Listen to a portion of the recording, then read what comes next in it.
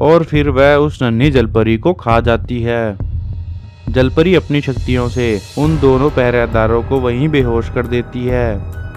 एक बार सांपलोक में दो नाग नागमणि की रक्षा कर रहे होते हैं।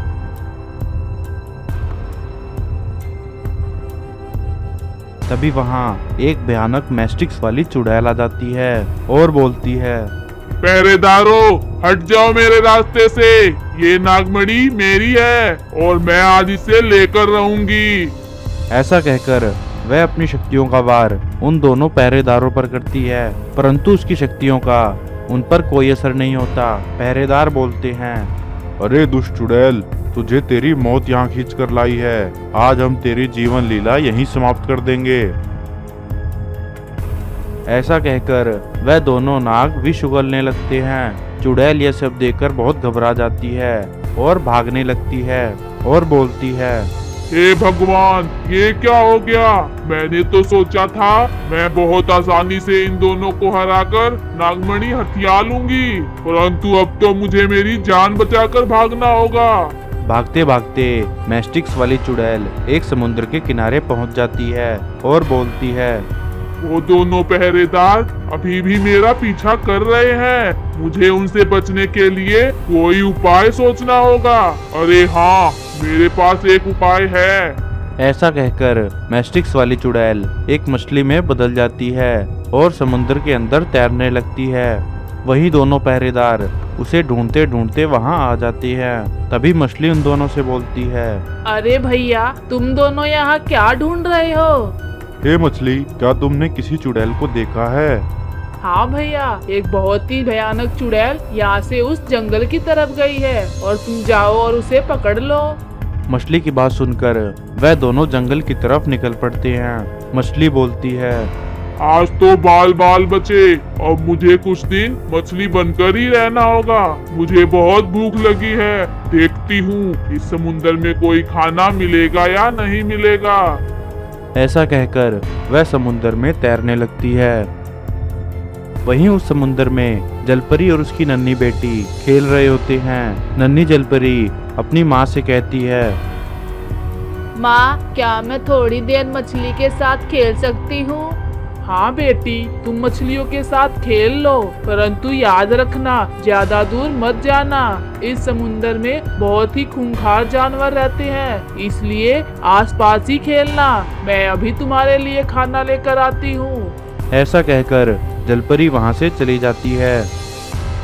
नन्ही जलपरी छोटी मछलियों के साथ खेलने लगती है। तभी चुड़ैल मछली की नजर जलपरी की नन्ही बेटी पर पड़ती है। चुड़ैल बोलती है, अरे वाह, लगता है आज मेरी किस्मत बहुत अच्छी है।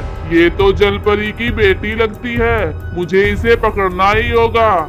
ऐसा कहकर वह एक छोटी मछली बन जाती है और नन्ही जलपरी के पास पहुंच जाती है।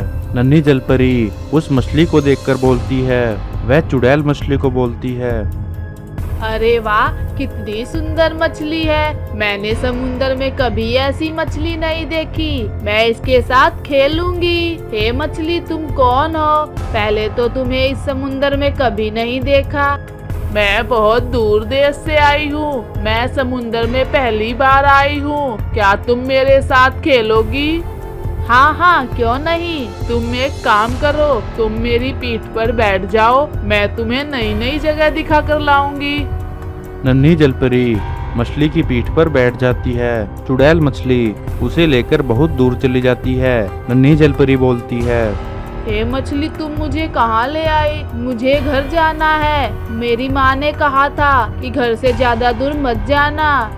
उसकी यह बातें सुनकर वह मछली अपना आकार बड़ा कर लेती है और फिर वह उस नन्ही जलपरी को खा जाती है।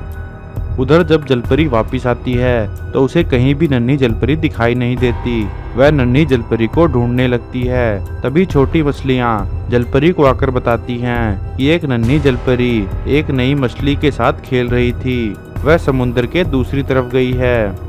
जलपरी नन्ही जलपरी की तलाश में निकल पड़ती है। कुछ ही समय बाद उसे वह विशाल जादुई चुड़ैल दिखाई देने लगती है। जलपरी चुड़ैल मछली को बोलती है, हे मछली, मेरी बेटी कहाँ है? वह तुम्हारे साथ खेल रही थी। जलपरी, मैंने तुम्हारी बेटी को किडनैप कर लिया है। अब अगर तुम्हें तुम्हारी बेटी वापस चाहिए तो तुम्हें मेरा एक काम करना होगा। ए चुड़ैल, मुझे बताओ तुम्हारा क्या काम है? मुझे मेरी बेटी वापस चाहिए। जलपरी, सांप लोक में एक नागमणि है, वो नागमणि तुम्हें मुझे लाकर देनी होगी।